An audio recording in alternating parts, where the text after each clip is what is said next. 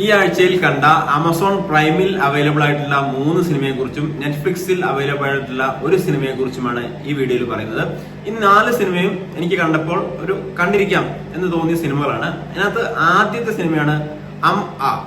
ഈ സിനിമയില് നമ്മൾ ഒരു പശ്ചാത്തലം നോക്കുകയാണെങ്കിൽ ഇടുക്കിയിലെ ഒരു മലയോര മേഖലയിലേക്ക് എത്തുന്ന ഒരു കോൺട്രാക്ടർ, ഒരു സൂപ്പർവൈസർ ആയിട്ട് അദ്ദേഹം റോഡ് നന്നാക്കാൻ വേണ്ടി എത്തുന്നതാണ്. തുടക്കത്തിലുള്ള ആ ഒരു മലയോര മേഖലയും KSRTC ബസ്സും ഒക്കെ ഒരു നൊസ്റ്റാൾജിയ തരുന്ന ഫീലിംഗും കുറെ ഒരു നല്ല ഒരു ക്യാമറ ഫ്രെയിമും ഒക്കെ ആയിട്ട് നല്ല അടിപൊളിയായിട്ട് തോന്നിയിട്ടുണ്ടായിരുന്നു.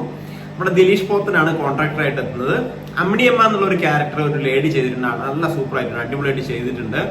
ഒരു ത്രില്ലർ പശ്ചാത്തലത്തിലേക്ക് കടക്കുന്ന ഒരു സിനിമ, കുറച്ച് ആ ഒരു എൻഗേജിങ് ഒക്കെ പോയിട്ടുണ്ടെങ്കിലും കണ്ടിരിക്കാൻ പറ്റുന്ന ഒരു കുറെ ഇമോഷണൽ കണക്ഷൻ ഒക്കെ കിട്ടിയ ഒരു ജാഫർ ഇടുക്കിയൊക്കെ നല്ലൊരു റോള് ചെയ്തിട്ടുണ്ട്. അദ്ദേഹത്തിന്റെ ആ ഒരു മലയോര മേഖലയിൽ നമ്മൾ എത്തിപ്പെടുന്ന ഒരു ഫീൽ ഈ സിനിമയ്ക്ക് തരാൻ സാധിക്കുന്നുണ്ട്.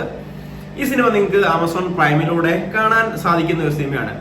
അതുപോലെ വിക്രം അഭിനയിച്ച വീര ധീര സൂരൻ എന്ന തമിഴ് സിനിമയുടെ 2ാമത്തെ സിനിമ, ഈ സിനിമയും അവൈലബിൾ ആണ്, ആമസോൺ പ്രൈമിലൂടെ അവൈലബിൾ ആണ്. ഈ സിനിമ നമ്മൾ തുടങ്ങുമ്പോൾ തന്നെ ഇപ്പൊ ഇതിനകത്ത് വിക്രമിനെ കൂടാതെ നമ്മുടെ സുരാജ് വെഞ്ഞാറമൂട്, അതുപോലെ SJ സൂര്യയൊക്കെ അഭിനയിക്കുന്നുണ്ട്. നല്ലൊരു സിനിമ തന്നെ പറയാം. നമുക്ക് വലിയ ബോറടി ഇല്ലാതെ ആദ്യം മുതൽ അവസാനം വരെ ഒരു ബിൽഡപ്പ് ഒക്കെ കൊടുത്ത് മെല്ലെ മെല്ലെ സിനിമയിലേക്ക് ഇറങ്ങിച്ചെന്ന് കുറച്ച് ഇമോഷണൽ കണക്ഷൻ ഒക്കെ നേടി. അതായത് തുടക്കത്തിലെ നമ്മൾ ഈ സിനിമ കാണുമ്പോൾ നമ്മുടെ വിക്രം ഒരു ചെറിയ ഒരു പെട്ടിപ്പിടിയൊക്കെ നടത്തുന്ന ഒരാളാണ്, ഒരു ഗ്രാമാന്തരീക്ഷത്തിലാണ്. അദ്ദേഹം പഴയ ഒരു വില്ലൻ റോളൊക്കെ ആയിരുന്നു, അതായത് പണ്ടൊരു ഗുണ്ടയൊക്കെ ആയിരുന്നു, ഗുണ്ട സെറ്റപ്പൊക്കെ ഉള്ള ഒരാളായിരുന്നു. അത് നമ്മുടെ സിനിമയിൽ സുരാജ് വെഞ്ഞാറമൂട് ഒരു നെഗറ്റീവ് ഷെയ്ഡുള്ള കഥാപാത്രമാണ്. അപ്പൊ അദ്ദേഹത്തിന്റെ അച്ഛൻ ഇവരുമായിട്ട് ഈ നമ്മുടെ വിക്രമുമായിട്ടുള്ള ഒരു പഴയ ഒരു ബന്ധമൊക്കെ ഉണ്ട്. അപ്പൊ അദ്ദേഹം വന്ന് ഈ വിക്രമത്തിനെ തിരിച്ചു വിളിക്കുന്ന ഒരു സംഭവമൊക്കെ ആയിട്ടാണ് ഈ സിനിമ നമുക്ക് തോന്നുന്നത്. തീർച്ചയായിട്ടും നിങ്ങൾക്ക് ഒരു വൺ ടൈം വാച്ചബിൾ ആയിട്ടുള്ള ഒരു ഫിലിം ആയിട്ടാണ് എനിക്ക് വീരധീര സൂരൻ തോന്നിയത്. 3ാമത്തെ ഒരു ഇംഗ്ലീഷ് ഫിലിമാണ്. നിങ്ങൾക്ക് ഈ ലോകത്തുള്ള എല്ലാ ഭാഷയിലും ഈ സിനിമ അവൈലബിൾ ആണെന്ന് എനിക്ക് തോന്നി. തമിഴ്, ഹിന്ദി, കന്നഡ, മലയാളം, അതുപോലെ നമ്മുടെ സബ് ടൈറ്റിൽ ആണെങ്കിലും എല്ലാ ഭാഷയിലും അവൈലബിൾ ആണ്. G20 ഉച്ചകോടിക്ക് വേണ്ടി 20 രാജ്യങ്ങളിലെ പ്രസിഡന്റ് അല്ലെങ്കിൽ പ്രൈം മിനിസ്റ്റേഴ്സ് സൗത്ത് ആഫ്രിക്കയിൽ എത്തുകയാണ്.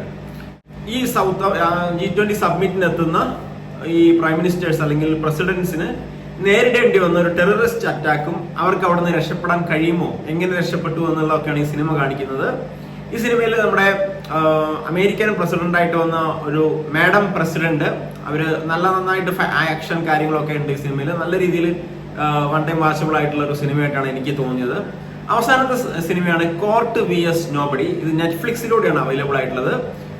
ഒരു തെറ്റായ കുറ്റാരോപണത്തിന് അല്ലെങ്കിൽ ഒരു ചെയ്യാത്തൊരു കാര്യത്തിന് വേണ്ടി പിടിക്കപ്പെട്ട ഒരു ടീനേജർ ആയിട്ടുള്ള ഒരു പ്രതി എന്ന് പറയാൻ വേണമെങ്കിൽ.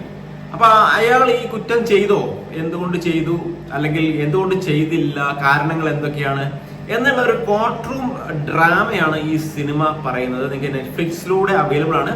തീർച്ചയായിട്ടും ഞാൻ റെക്കമെൻഡ് ചെയ്യുന്ന സിനിമയാണ്. ഈ 4 സിനിമയും ഒരു വർത്ത് വാച്ചിങ് ഫിലിംസ് ആണ്. അതായത് നിങ്ങൾ കണ്ടു കഴിഞ്ഞാൽ ഓക്കെ, എന്റെ സമയം എനിക്ക് വേസ്റ്റ് ആയില്ല എന്ന് നിങ്ങൾക്ക് സ്വയം ഉള്ളിൽ തോന്നുന്ന എന്ന് വെച്ചാൽ നിങ്ങൾക്ക് സമയം ഉണ്ടെങ്കിൽ കാണാൻ പറ്റുന്ന ഒരു സിനിമകളാണ്. ഈ 4 സിനിമകളാണ് ഞാൻ ഈ ആഴ്ച കണ്ടത്. സോ ഇത്തരത്തിലുള്ള വീക്കിലി നമ്മൾ ആ ആഴ്ചയിൽ കണ്ട സിനിമയും അതുപോലെ സിനിമാ വിശേഷങ്ങളുമായിട്ട് എത്തുന്നതായിരിക്കും. ഈ ചാനൽ ഒന്ന് സബ്സ്ക്രൈബ് ചെയ്ത് ബെല്ലൈക്കൻ കൂടെ എനേബിൾ ചെയ്ത് വെക്കുക. Thank you for watching.